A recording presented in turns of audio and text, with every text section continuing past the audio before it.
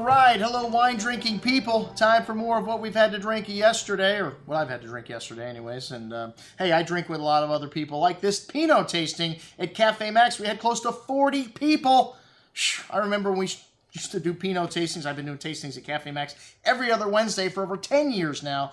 And before that Sideways movie, we'd have like 10 people show up to a Pinot tasting. Now we have a sold out crowd with a waiting list. So thank you very much, Jay Wolmer, for providing the wines tonight from the Florida Wine Company. A really nice mix of different Pinots from around the world. You know, Pinot Noir used to be a great, people thought that you could only make great wine from certain places, like Burgundy more specifically. So we did have Burgundy, of course. California, they make some outstanding Pinots. And we have to throw some other people in the mix because, hey, Australia, they make some pretty decent Pinot there too. And Oregon has really come on strong. So, hey, we can't cover the whole Pinot Noir wine world with 8 wines. But we gave it a good shot. And a lot of different stylistic, you know, wines on the table tonight in terms of, you know, lighter, heavier, spicier, earthier, fruitier. And I love it when we do a Pinot tasting because almost everyone has a different favorite wine. You almost never have everyone say, I like this one wine the best, although the Bergstrom was the overwhelming favorite on this evening. The Altamont, and this is Adelaide Hills Pinot.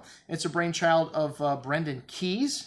And this is a more savory style of Pinot, really lovely, pretty bright red berry fruit, kind of strawberries, cranberries, some pretty floral notes, really tongue-tingly, savory red fruit on the tongue as well, pretty floral notes, a nice hint of spice. This wine leaves your tongue salivating for food at $28, a great example of that style of Pinot. All right, the Copain Tous Ensemble, the 2011 Tous Ensemble is a blend from several different areas in the vineyards in the Anderson Valley, really forward and seductive wine. This wine's got some nice red cherry fruits and brown spice and pretty floral highlights, a touch of earth and light smoke there. Very pretty Pinot on the palate, light and smooth, like silk on your palate.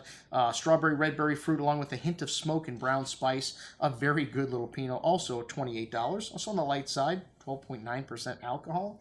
A little too light for my taste. Anyways, the Lioco up next. And this wine, much bigger and only a few points higher alcohol, 13.1, and really elegant and really rich. And this wine has got some lovely raspberry and black cherry fruit on the nose, oriental spice, truffly, earthy notes, really nice complexity. On the palate, also a lot of big berry fruit, smooth and silky texture, good hand of that spice, and nice acidity in this wine also, cleaning things up. Some tannins at the end, but lovely balance in this wine. One of my favorite wines on the table. Excellent Pinot at $42.50 from the Sonoma coast. All right, Peay, another Sonoma coast winery.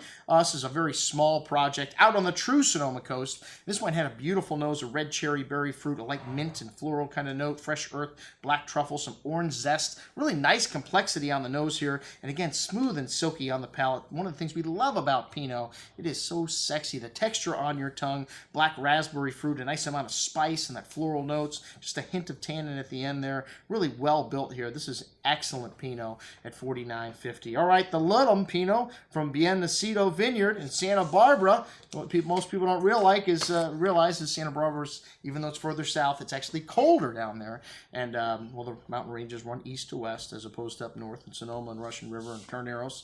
And this wine's got a really unique nose, kind of an evergreen, minty character, along with a slight vegetal hint, which you get from the wines from this area sometimes. Green, red cherry, wild strawberry-like fruit, cinnamon spice, really nice complexity. As this wine opens up, you know, it's a bit polarizing. Some people loved it, some people didn't like it at all. One of the things that's interesting about a Pinot tasting, really light and savory Pinot on the tongue, that bright red berry fruit, the light vegetal notes still hanging in there in the end, but plenty of fruit to match, that pomegranate, and really nice fresh acidity, some light earthy notes. This wine really grew on me as it opened up. I really liked it at the end of the night. Excellent juice at $57.50.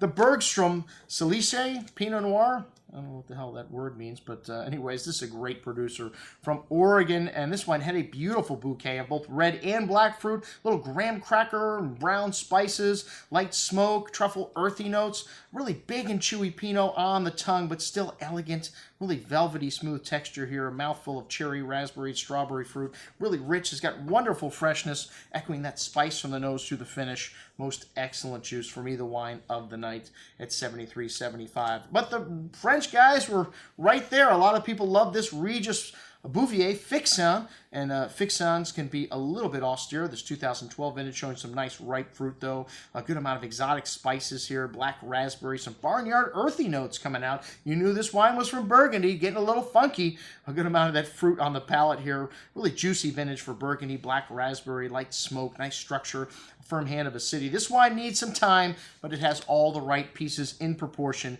Excellent juice at 46.50. And then the Premier Cru from Santenay. And this is Jean-Marc Vincent wines. A lot of spice on this one, man. Minty notes, pine, dark raspberry fruit, really pretty floral notes. This wine just got better and better as it opened up. Need a little bit time on the second day. Really aromatic. Very bright and zesty wine. On the tongue with some wonderful fruit here, those pretty floral notes, that exotic spice showing through on the finish, that black spice, and as well as a little bit of tannin here. But really well balanced, and this is wine that should last in your cellar for 7 to 10 years easily at 56.25. Wow, an excellent little example of a Premier Cru Santenay. All right, that's what we had to drink at our Pinot Noir tasting at Cafe Max. I'm your host, Andrew Lampasoni, signing off for the Wine Watch, saying remember, always drink the good stuff first.